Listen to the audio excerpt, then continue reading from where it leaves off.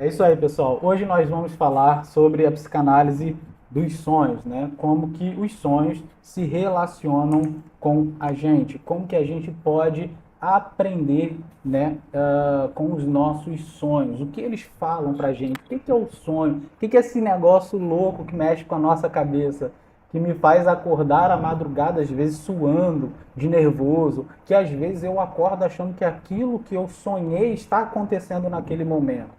Que imagens são essas? Ou que linguagem é essa que é tão forte, que martela na nossa cabeça e é capaz de mexer com o nosso dia? Por diversas vezes eu já ouvi as pessoas dizerem, inclusive eu também falar, de que quando eu acordo, dependendo do meu sonho, o meu dia não é o mesmo. Nossa, isso estragou meu dia. Nossa, esse sonho foi tão ruim que isso mexeu com o meu dia, me deixou desanimado, mexeu comigo.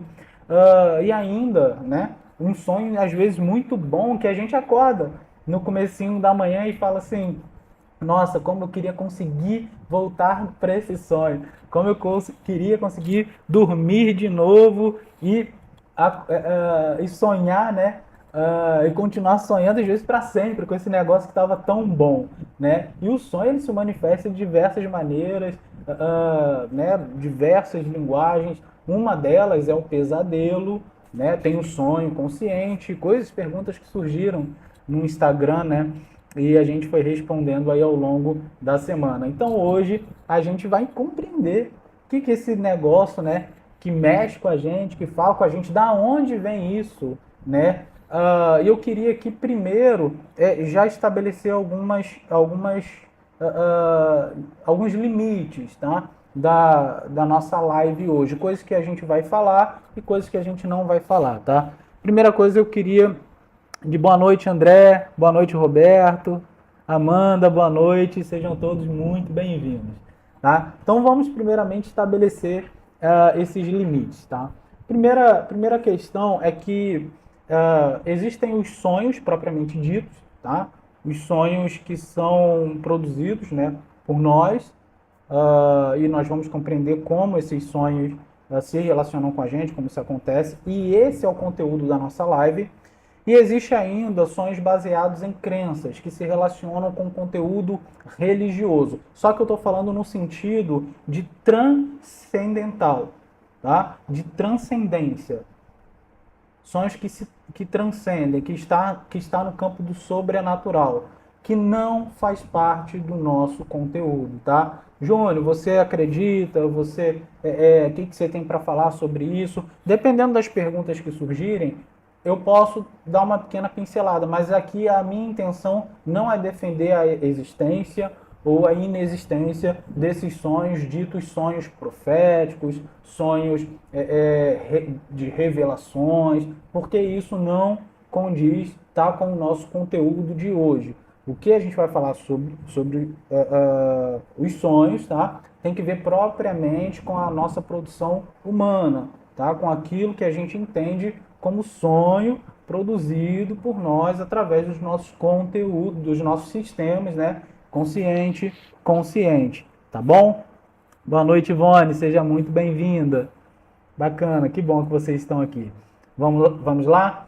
Bom, então para a gente poder começar a entender, em primeiro lugar, a origem dos nossos sonhos. Onde surgem os nossos sonhos? Primeira coisa que a gente quer pontuar hoje é que a origem dos nossos sonhos, a gente vai ver aqui no slide, está no desejo. E para a gente poder compreender isso, a gente tem que relacionar isso com os nossos conteúdos reprimidos, nossos conteúdos recalcados. Então, esse sonho, ele não surge do nada. Não é uma produção qualquer, não é uma invenção original, tá?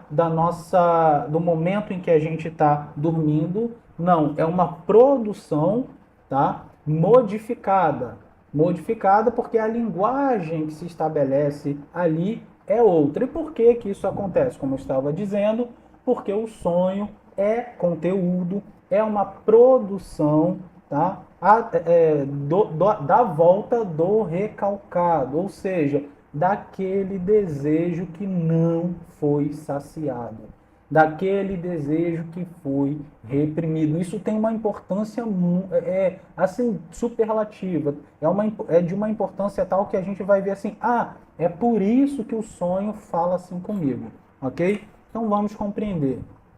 Como eu disse, o sonho tem a sua origem no desejo, ok? E as realizações inatingíveis de desejos não consumados, e geralmente de natureza sexual. Lembrem-se da sexualidade, que na psicanálise, como a gente falou aqui em outras lives, se você ainda não viu, você pode entrar aí nas outras lives, que você vai ter bastante conteúdo aí para poder compreender, né, o que é essa sexualidade, o que é o desejo, né? Principalmente aí no nosso curso gratuito, tá bom? Que a gente vai fundamentando através dos conceitos, das palavras-chave no glossário de Freud, ok? Então vamos lá. O sonho ele tem a sua origem no desejo. Por quê? Porque o desejo enquanto desejo recalcado. Os nossos mecanismos de defesa, eles são conscientes, eles são responsáveis por não permitir que aqueles desejos que esbarram nas nossas exigências morais, na minha ética, na minha religião, passem para a consciência. Ou quando passam, né, há um esforço nosso do ser humano para reprimi-lo, para recalcá-lo, ou seja, para não deixar ele vivo no meu pensamento. Por quê? Porque a gente acha que aquilo é pecado, porque a gente acha que aquilo é errado, moralmente falando, eticamente falando, religiosamente falando, no sentido geral. Então, aquilo me afeta de maneira tal que eu me esforço para esquecê-lo. E sabe o que acontece? Eu consigo esquecer. Esse conteúdo que vem à minha consciência e que me faz mal, porque é um conteúdo que fere o meu padrão moral, como eu disse, ético, religioso, enfim, ele precisa ser retirado. E o que a gente faz? A gente se esforça para que isso aconteça. E isso acontece. Só que ele vai para algum lugar. E ele continua exercendo os seus efeitos. E os sonhos, eles são exemplos desses desejos que foram recalcados.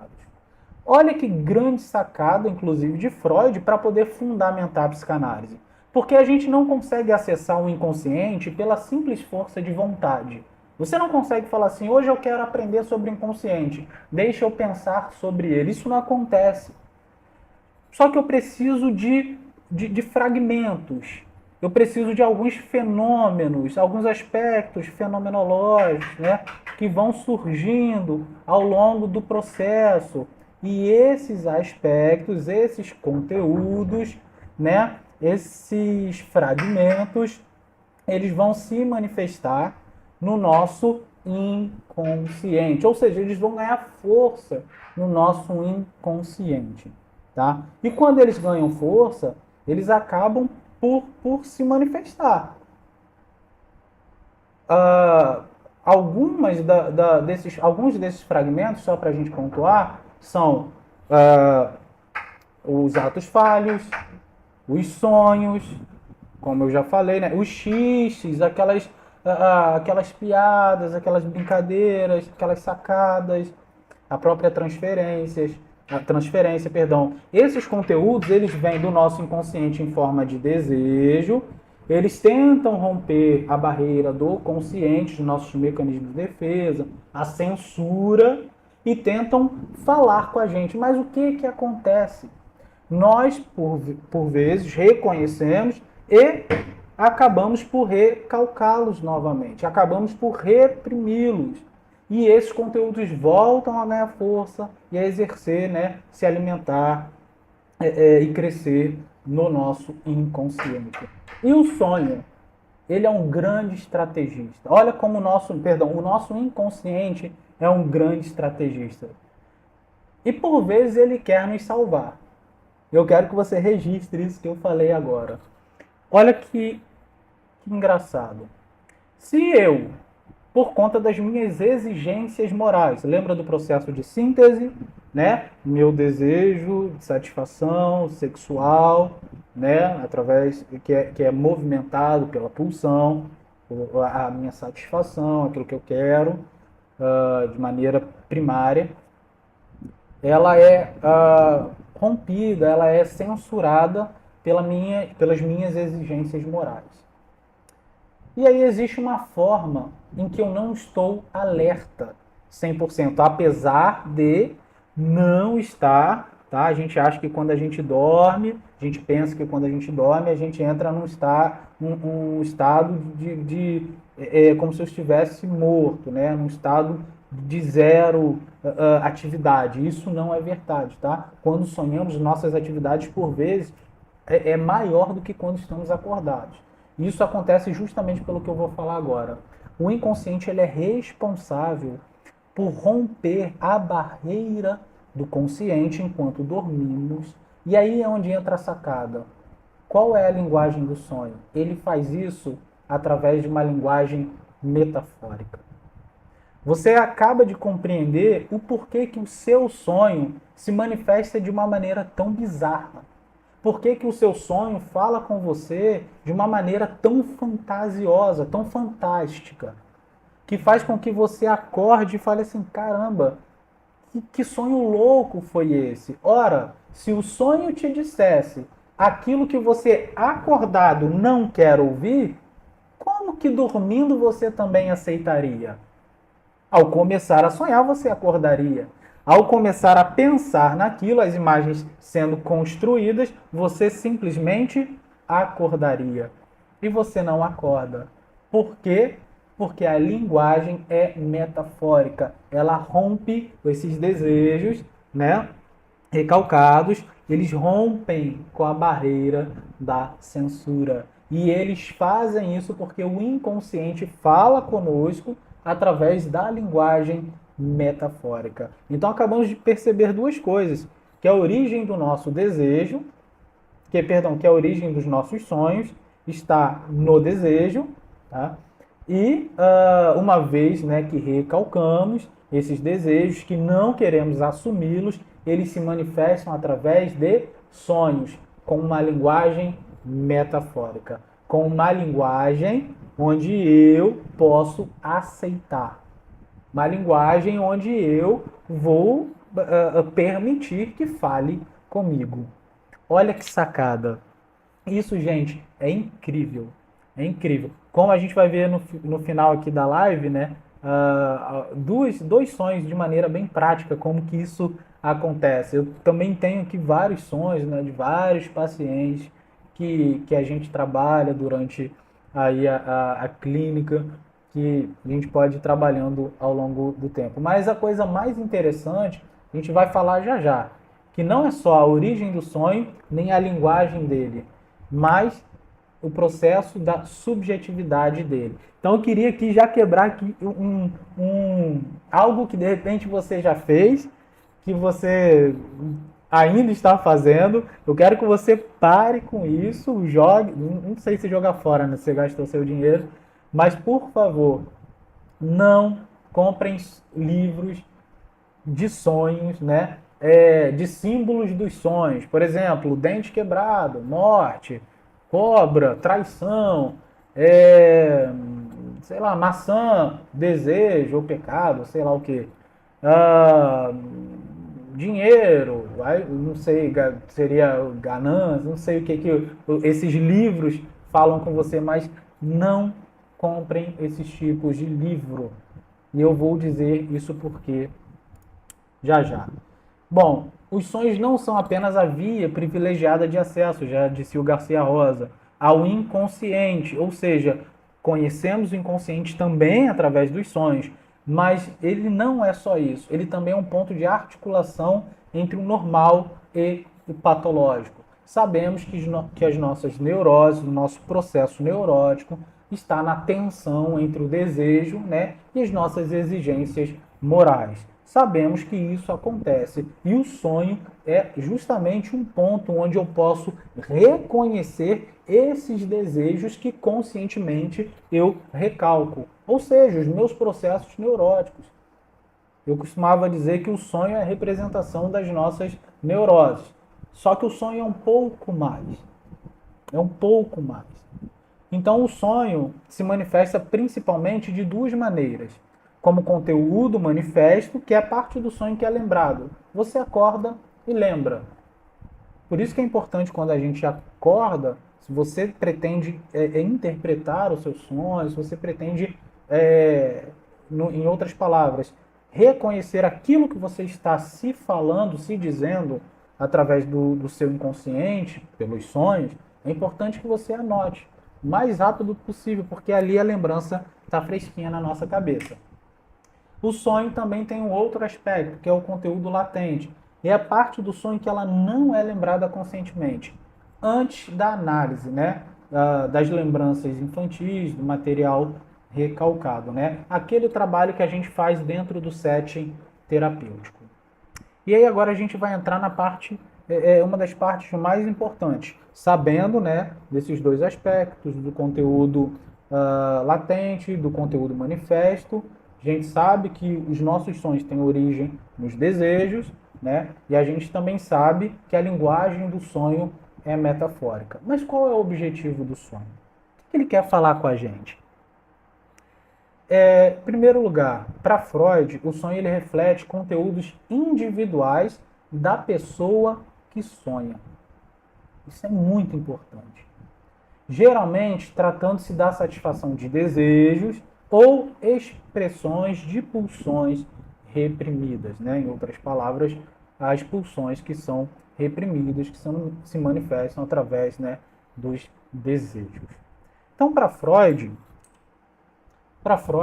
antes da gente falar aqui sobre Jung, o sonho ele é manifesto através daquilo que é cotidiano, daquilo que aconteceu durante o meu dia e se manifesta no meu inconsciente pessoal, fala comigo sobre as coisas que eu passei, né, que eu recalquei durante aquela conversa, durante aquele encontro, durante aquelas, no meio, né, do desenvolvimento daquelas relações. Então, para o Freud, os sonhos têm uma característica muito objetiva, que tem que ver com o passado barra presente, né? Aquilo que eu passei e aquilo que eu estou passando. Então, para Freud, esse conteúdo onírico, né, aquilo que se manifesta nos meus sonhos, tem um aspecto bem individual e objetivo. Porém, como para Freud os desejos estão ligados diretamente, né, aos aspectos ao conteúdo da sexualidade, Freud vai pensar que uma árvore, por exemplo, com uma maçã no quintal do vizinho, com um muro na frente, do qual eu sonhei que eu desejava pular aquele muro, pegar aquela maçã e me satisfazer com ela, Freud vai compreender que o vizinho, ele tem algo que eu desejo, pode ser a esposa, o marido, os filhos que ele tem, pode ser algo que eu queira dele, né, diretamente falando, e que ao pular o muro eu vou estar violando, eu vou estar rompendo com a ética, com a moral, né, e vou estar tomando para mim algo que não é meu. Por quê? Porque aquele fruto nasceu naquela árvore, na árvore que não é minha, que tinha um muro na frente que eu precisei pular. Então você consegue pensar isso agora, construir isso agora na sua mente? Então, de maneira objetiva, se isso se manifesta num sonho de alguém, Freud compreende que se você encontrou alguém na rua, se você passou por um momento assim e sonhou com isso, logicamente você quer algo de alguém, quer aquilo daquela pessoa. E isso vai estar diretamente ligado ao campo, logicamente, da sexualidade. Isso é muito legal. Mas a gente vai um pouco além com Jung, tá? Para falar sobre interpretação de sonhos, eu não posso deixar de falar de Jung, tá ok? E os sonhos como resultado de memória fotográfica.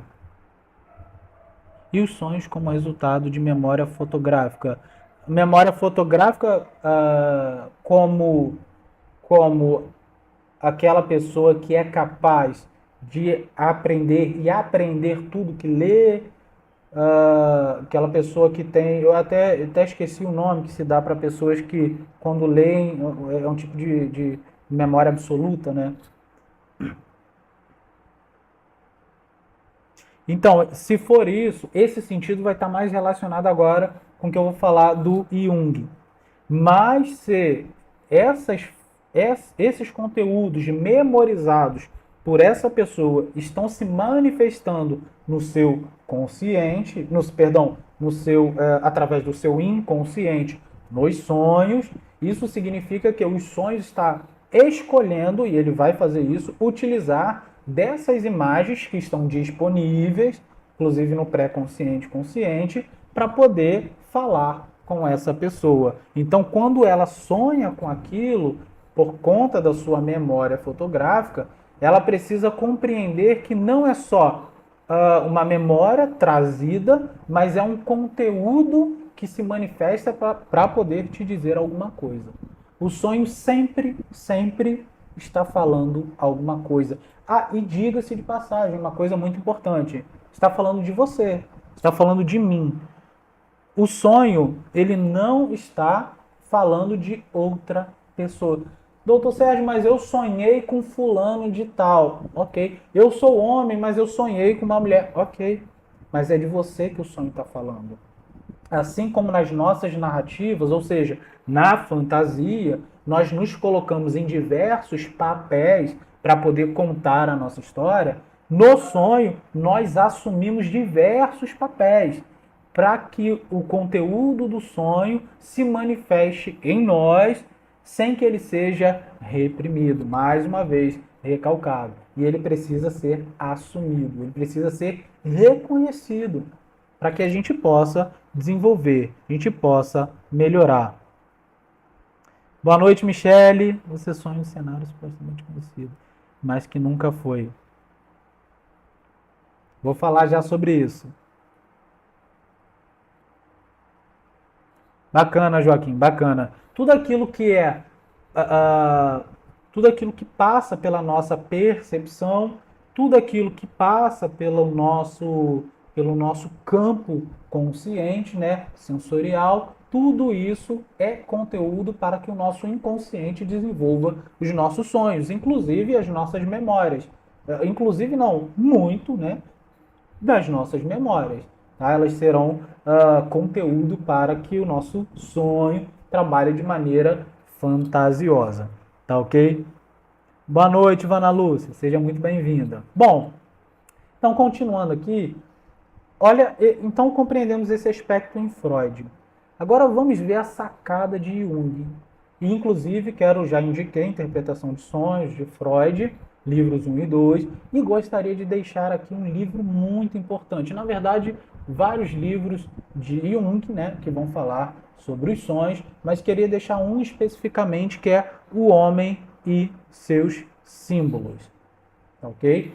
Isso, Sharon. Para Freud, principalmente, os sonhos são baseados em nossas experiências. Tá? Por quê? Porque é tudo aquilo que aconteceu e está acontecendo. Isso é muito importante. Para Jung também será isso. Mas a gente vai ver que isso vai tomar uma proporção um pouco maior. Algo mais interessante, que mexe mais com a gente, inclusive. Vamos lá? Vamos perceber então como o sonho se relaciona com o Jung dessa maneira. Bom, existem para Jung os sonhos insignificantes, que são os sonhos baseados nas nossas experiências, ou seja, que vai relatar, que vai falar com a gente, vai romper a barreira da censura e vai falar com a gente sobre aqueles nossos desejos reprimidos, né, que trabalham o problema do cotidiano, e os sonhos significativos. Os sonhos significativos são um caminho de transmissão de sabedoria milenar da humanidade. Ora, Jung está falando dos nossos arquétipos. Jung está falando sobre os conteúdos ligados àquilo que ele vai fundar como inconsciente coletivo. Fala, tio. Boa noite. Seja muito bem-vindo. Um abraço. Com o nosso inconsciente coletivo. Bom, se você quiser conhecer mais sobre inconsciente coletivo, livro de Jung sobre inconsciente coletivo, das suas obras completas. Você vai aprender muito, tem A Natureza da Psique, também um livro, entre outros, né? Inclusive O Segredo da Flor de Ouro, não vai falar tão diretamente, mas vai trabalhar algumas questões simbólicas, ancestrais, da ancestralidade. Então, esses livros todos que vocês podem tomar, né, para poder conhecer sobre Jung será de muita importância, tá? Mas gostaria também de indicar para vocês o nosso programa de tutoria, para você se aprofundar nisso. E quem já é psicanalista, a nossa especialização, para quem quiser aprofundar, né, em psicologia analítica de Jung, a nossa especialização, ok? Em psicanálise junguiana. Você pode fazer parte também. A gente já tem uma turma agora em andamento, mas depois você pode entrar em contato com a gente, fazer parte. Mais programa de tutoria 2021, tudo isso vai ser abordado de maneira bem profunda. Então, qual é a grande sacada Jung? Para Jung, existe algo chamado intrassubjetividade. O que é intrassubjetividade? É que para cada ser, para cada pessoa, aqueles símbolos têm um caráter único. Para cada pessoa, aquilo que eu sonho tem que ver comigo.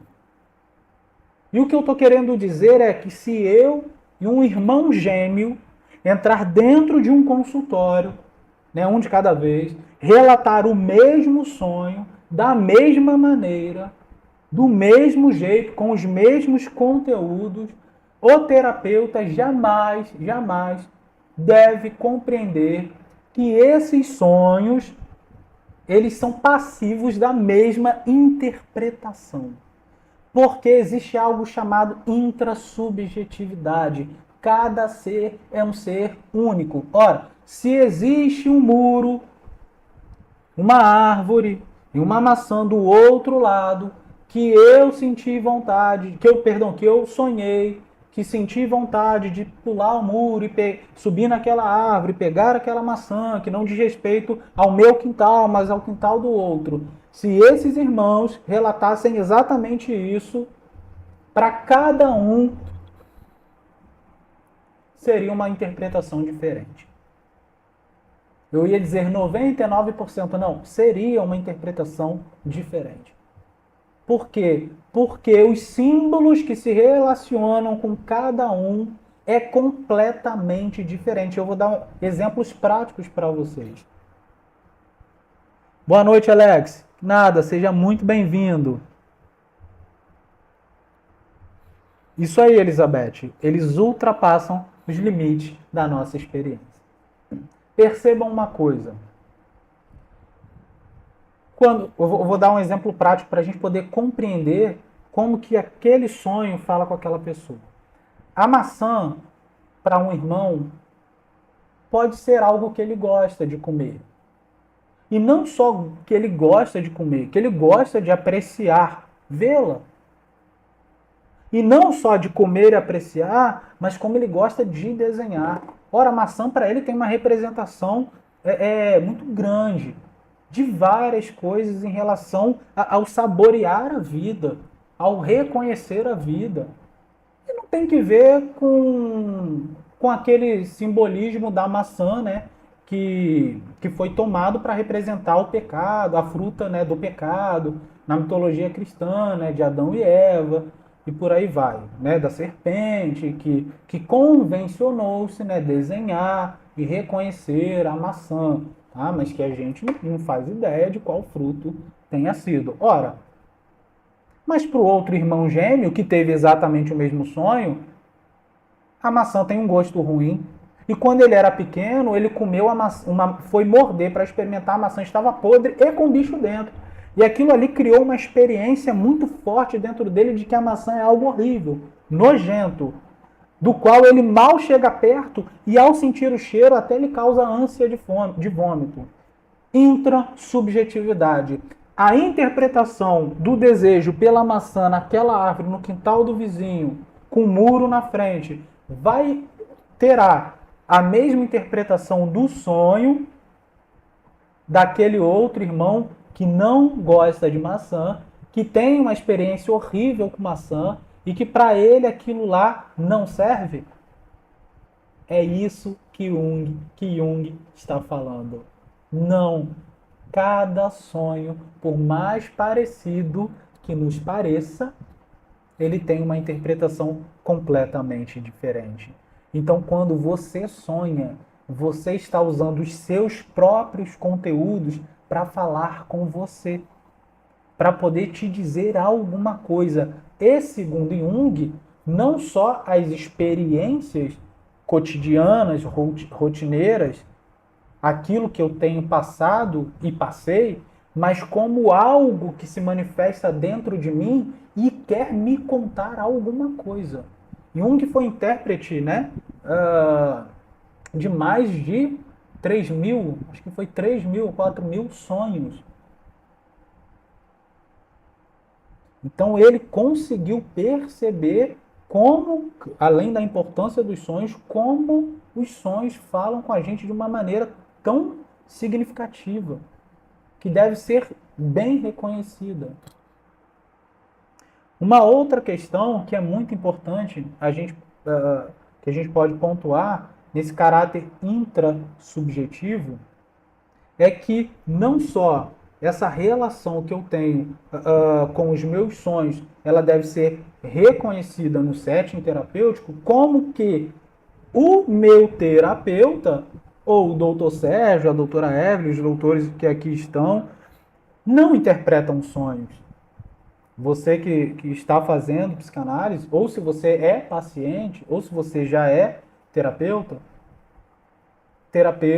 psicanalista, psicólogo, psiquiatra, ninguém interpreta sonhos. Só quem interpreta sonho é o paciente. Porque os símbolos que se relacionam no sonho dele se relacionam apenas com ele. A barata no meu sonho, e eu vou dar um exemplo prático de uma paciente minha nesse sentido, a barata no meu sonho, tá, não tem que ver, não tem o mesmo significado para você no seu sonho que tem no meu. Exemplo prático. Eu tive uma paciente que ela chegou um determinado dia, nós estávamos trabalhando, né? As questões, aspectos da vida dela, de trabalho, de família, relações como um todo. E ela chegou um dia, percebam bem, ela chegou um dia e eu questionei, né, sobre os sonhos dela. A gente estava conversando e ela falou assim, olha, você me perguntou isso e eu lembrei que eu tive um sonho muito estranho. Né? Quando que o sonho não é estranho? Poucas vezes isso acontece. Ela sonhou que tinha uma caixa e a caixa estava aberta. Percebam, ela detalha o que está acontecendo. A caixa estava aberta, ela não diz onde está a caixa, num lugar, não olha. Então o grau de importância que ela dá àquela caixa.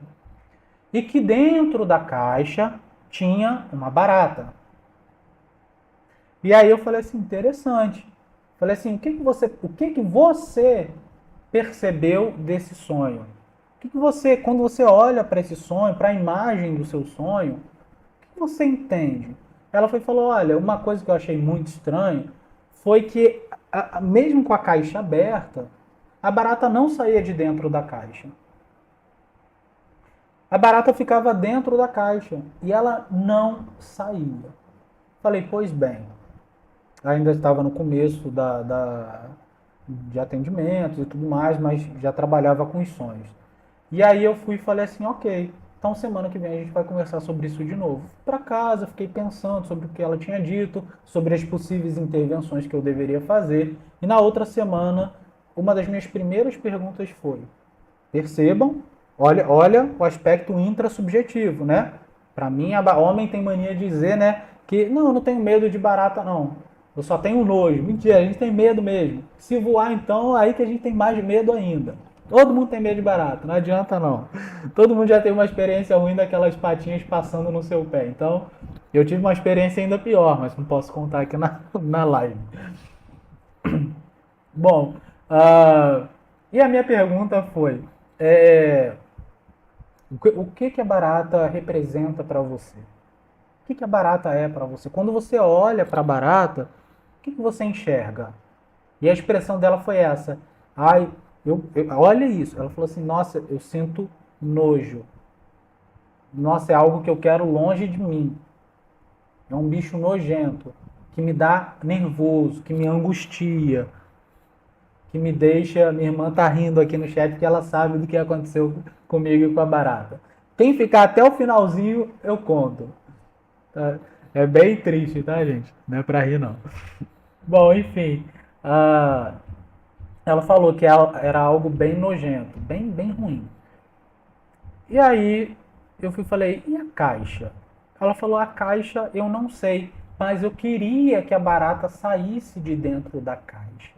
Ora, algo ruim, nojento, que está andando ali dentro e ela gostaria que não fizesse mais parte. Ela estava falando da própria vida. Porque ao longo da interpretação vocês vão entender o porquê. Entramos em questões que ela estava vivendo e que não gostaria de viver. E a principal questão levantada pela minha paciente foi: eu estou em um relacionamento onde nós nos relacionamos sexualmente, porém, tá? Qualquer um faz o que quiser. Mas essa é a fantasia dela, ou seja, a realidade psíquica dela. Em outras palavras, é a narrativa dela. Eu não tenho julgamento algum sobre a narrativa dela. E a narrativa dela foi: eu estou tendo relações sexuais com o meu namorado. E o problema disso é que eu tenho um segmento religioso, ela não falou com essas palavras, né? Eu estou parafraseando para poder não dizer qual segmento é, da onde é, quem é, ok? Eu tenho um segmento religioso e é errado fazer isso. Eu gostaria de não fazer, mas eu não consigo. Ela sabia que tinha duas opções. Uma, deixar de achar que sexo antes do casamento era pecado, mesmo que isso esteja enraizado nela, exigências morais, religiosa, ética, ok? Ela poderia deixar isso de lado ou poderia parar de fazer. Em outras palavras, ela poderia ou deixar a barata lá dentro e dar um outro significado, transformar a barata em algo bom, que foi a primeira opção, ou ela poderia deixar a barata sair, porque a tampa da caixa já estava aberta, porque ela sabia o que tinha que fazer. Ela estava se punindo, ela estava se culpando, ela estava se achando nojenta, repugnante, porque ela não conseguia parar de se relacionar sexualmente antes do casamento. A barata era o pecado dela, segundo ela, segundo o relato dela. A barata era a sujeira dentro da caixa. E era o que ela não queria. A caixa estava aberta porque ela sabia o que tinha que fazer. Intrasubjetividade. Se uma pessoa num país oriental que come, por exemplo, barata, né? Não sei se isso acontece de fato, e a barata lá representa nutrição, se a barata lá representa vida, ou sei lá, se um país tem a barata como um deus, tá? Estou aqui conjecturando, logicamente, um inseto que representa a vida, eu não sei qual representação pode ser. Se essa pessoa sonha com uma barata dentro da caixa, seria sujeira? Seria pecado? Ora, poderia ser a representação de um Deus habitando nela. Poderia ser a representação de uma pessoa saudável. Mais saudável, porque aquela barata está dentro da vida dela, né? Tendo a caixa como vida. A caixa também poderia representar outras coisas. Olha que sacada. Intrasubjetividade. Terapeutas de plantão, psicanalistas aqui presentes. Nós não interpretamos sonhos. Nós trazemos à tona a narrativa para que ao narrar, ao contar, eles percebam os símbolos manifestos nos seus sonhos e o que eles representam. E ao dar nome, processo de simbolização, narrativa, cura pela fala, ao dar nome aos símbolos, ao contar o que eu acho da barata, o que eu acho da caixa, e ao conectar com o que eu estou vivendo, com a minha vida, com as minhas experiências, eu consigo dizer o que o meu inconsciente está me contando. Interpretação de sonhos não é algo tão bobo, né? Não é algo que qualquer um faz. Não é simplesmente abrir a boca e dizer eu acho que é isso. Existe um processo clínico, uma técnica por trás da palavra e do símbolo.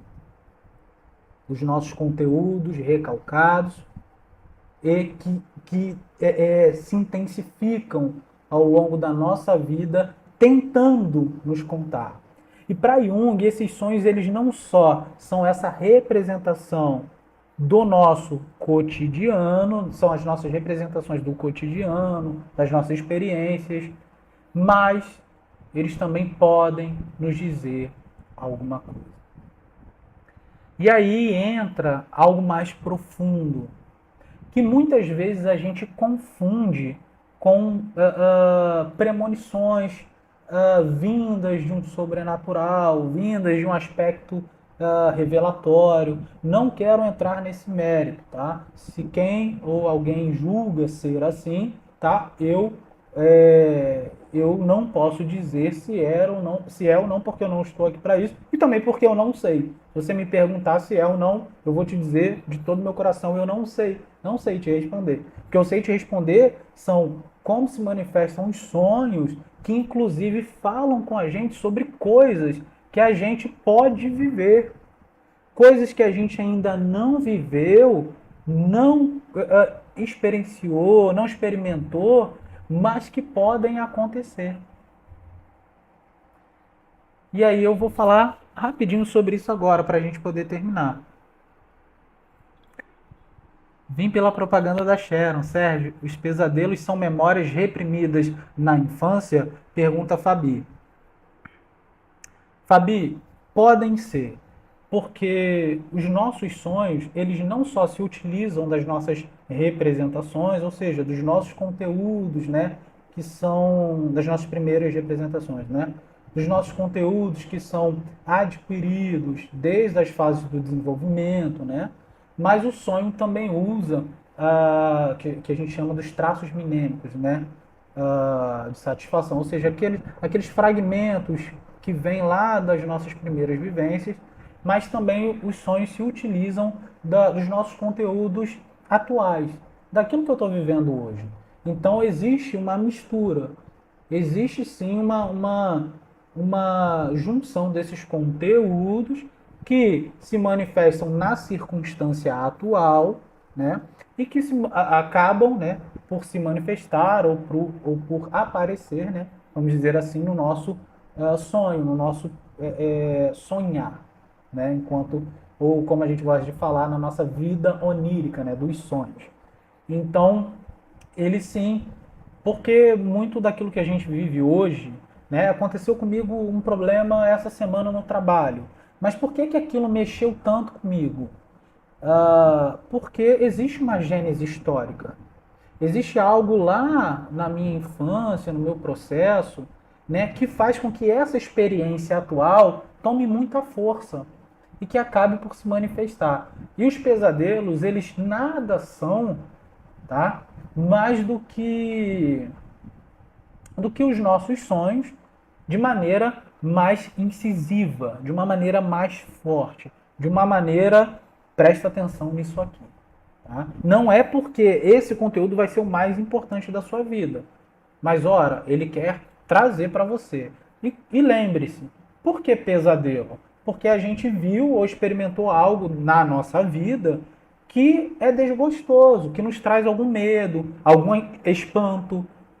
Pode ser através de um filme, pode ser através de um assalto, pode ser através de uma perda, pode ser através de um medo do sobrenatural. Então, tudo isso vai se relacionando com aquilo que eu estou vivendo, que eu vivi, né? E eles convergem de alguma maneira e se manifestam no nosso sonho. Então, sim, pode sim, tá?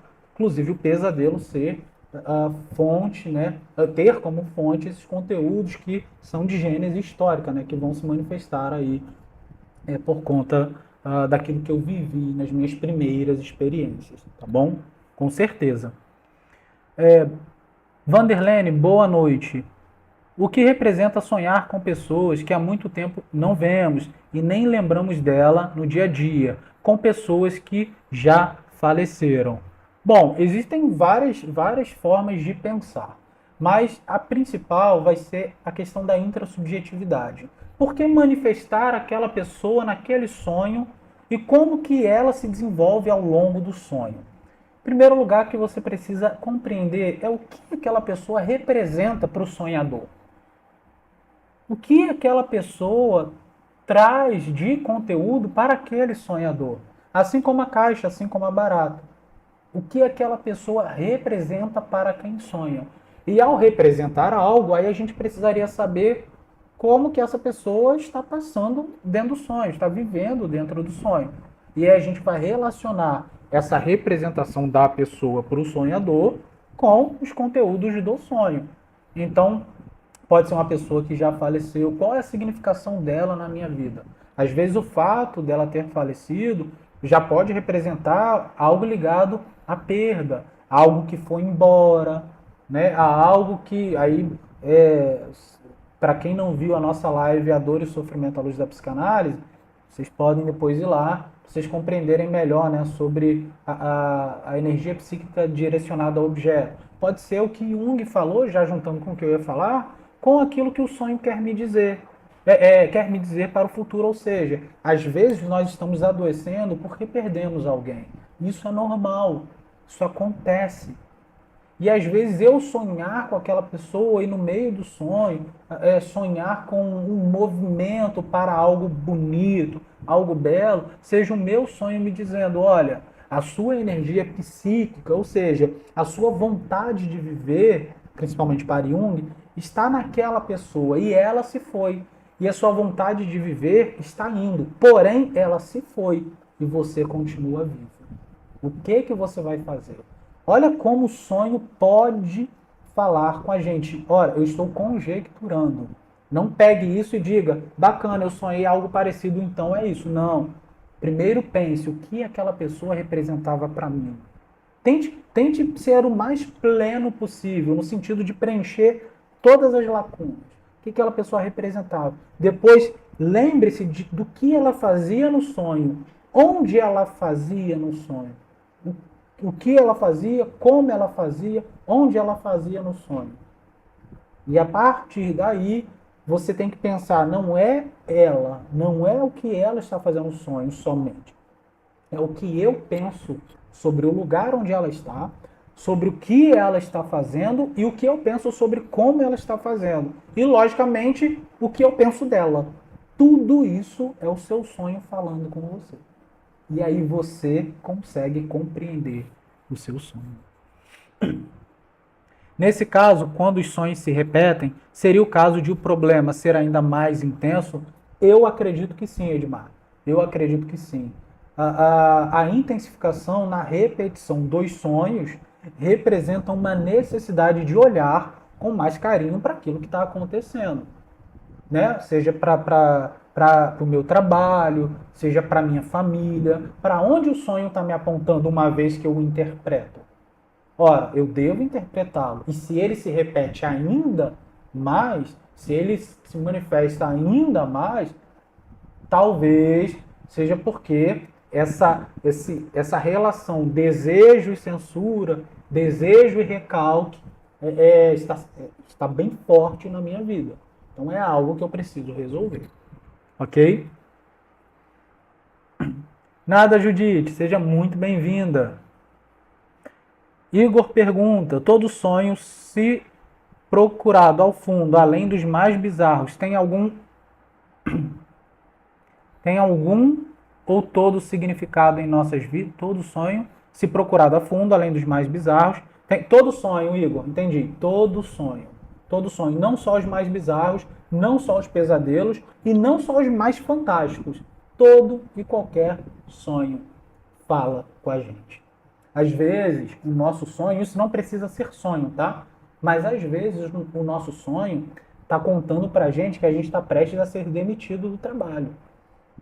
Ora, como assim? É uma premonição? Não. Às vezes a gente tem tanto medo de ser demitido que ao entrar na empresa, estou conjecturando, lembrem-se sempre, saiam daqui lembrando sempre, sonhos, dois pontinhos, intrasubjetividade. Cada ser é um ser único. Logo, a linguagem simbólica está relacionada tão somente àquela pessoa. Mas vamos conjecturar. Para explicar um pouco desse caráter premonitório. Eu tenho muito medo de ser demitido, eu não aceito isso na minha cabeça. Mas eu não tenho desempenhado bem, isso começa a me incomodar. E aí, quando eu entro na empresa, o bom dia do meu chefe já não é o mesmo, mas eu não quero que isso aconteça. E eu conscientemente reprimo qualquer tipo de ideia de demissão. Então, o bom dia não é o mesmo, mas eu finjo e acredito que foi o mesmo. O movimento para contratar novas pessoas está acontecendo para a minha área, mas eu finjo e acredito de que esse movimento é porque a empresa está indo bem e ela precisa de mais gente, e não porque eu vou ser demitido. E ao recalcar esses... Poderiam ser várias outras coisas me dizendo que eu serei demitido. E aí eu não aceito isso dentro de mim. Logo, por não reconhecer, eu não melhoro o meu desempenho. Porque eu acredito que está tudo bem. Eu acredito que está tudo bem.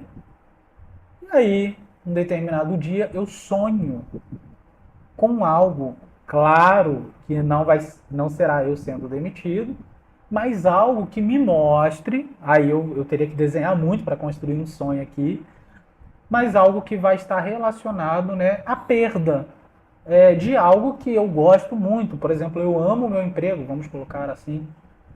E nesse sentido, eu perdi algo que eu amo muito. Ora, o sonho pode estar te dizendo, aquele bom dia estava diferente. Aquele movimento para a sua área não é porque a empresa está bem, você sabe que a empresa não está bem, e você sabe que seu trabalho não está o melhor de todos, e aí você pode chegar à conclusão pela interpretação dos sonhos que eu posso ser demitido. Ou eu serei demitido. Ok? Foi uma premonição sobrenatural? Não. Foi uma compreensão das minhas percepções, do meu recalcamento, que se manifestaram para mim, me contando alguma coisa. Esse é um dos principais sentidos do sonho para Jung.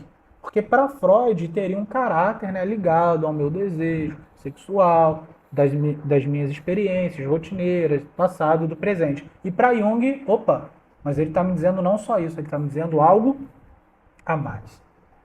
Algo que fala um pouquinho mais, ok? E essa sacada dele é fenomenal. Nada, Vanderlei. Essa live está incrível enquanto o Dr. Sérgio fala, estou em plena análise comigo. Que bom, Nita, que bacana. Fico feliz, Igor, por estar contribuindo. Pessoal, só vou passar mais um slide aqui para terminar, deixa eu ver se terminou. Tá, e muito rápido eu vou falar ali dos sonhos, tá bom? E se vocês já puderem ir colocando as perguntas, que aí a gente vai direto para as perguntas, porque a gente já bateu 1 hora de live. Bom, para Jung, o sonho então tem um papel não só de percepção, acabei de falar, né, da vida cotidiana e seus absurdos. É a própria forma do inconsciente se expressar. Olha que legal. E os sonhos se dividem então em comuns e arquetípicos, tá? Muito dos conteúdos do sonho tem uma construção original e não são apenas a reprodução das nossas vivências, ok? Isso é muito bacana da gente compreender essa originalidade que o sonho ele pode trazer a partir, né, da relação com o nosso mundo ancestral, arquetípico, né, com aquilo que já está impresso dentro da gente, beleza? Isso vocês vão ver melhor aí no nosso programa de tutoria ou na especialização. Bom, então rapidinho, tá? 2 sonhos para a gente poder compreender esses 2 aspectos: objetivo, cotidiano e rotineiro, e 2 sonhos, tá? Inclusive que eu peguei na internet, 2 sonhos que vão falar então diretamente com a gente. Achei que estivesse errado aqui, mas está certinho. Bom, em primeiro lugar, um sonho da filha de Freud, ok? Bom, minha filha mais nova, então com 19 meses de idade, tiveram um ataque de vômitos numa certa manhã e, em consequência, ficaram sem alimento o dia inteiro. Durante a noite, nesse dia de fome, ouvia-se que ela gritava excitadamente enquanto dormia: Ana Juan, morranga silvestre. Aí, omleta pudim, tá? Naquela época, Ana tinha o hábito de usar seu próprio nome para expressar a ideia de se apossar de algo, ou seja, ela pegava alguma coisa e falava, né, Ana, alguma coisa, né? Se fosse um lápis, Ana lápis, ok? O menu, incluía perfeitamente tudo o que lhe devia parecer constituir uma refeição desejável. O fato de os morangos aparecerem nele e em 2 variedades era uma manifestação contra os regulamentos domésticos de saúde. Baseava-se no fato que ela, sem dúvida, havia observado de sua ama ter atribuído sua indisposição a uma indigestão de morangos. Assim, ela retalhou no sonho contra esse veredicto indesejável. O que aconteceu aqui foi que ela teve um certo ataque de sonhos que foi relacionado a um morango que ela comeu. E ela acabou ficando, né, sem comer esse morango. E aí ela acabou, né, depois, por ter ficado tanto tempo sem comer, ela sonhou, né, com a vontade de comer morango, com a vontade de se alimentar de morango. Por quê? Porque ao atribuir, a mãe dela, ao atribuir aquela indigestão ao morango, não deixou que no menu tivesse morango. E ela sonhou que estava comendo morango, porque ela desejava comer muito o morango. E isso a gente está vendo numa criança de 19 meses de idade, né? Então, olha só como esses conteúdos se manifestam com a gente, né? Através das nossas pequenas experiências. Mais pequenas, no sentido de simples, mas que elas são significativas. Elas têm uma representação forte para a pessoa, tá ok? Então, esse é o primeiro sentido. E olha o segundo sentido, que é muito bacana também.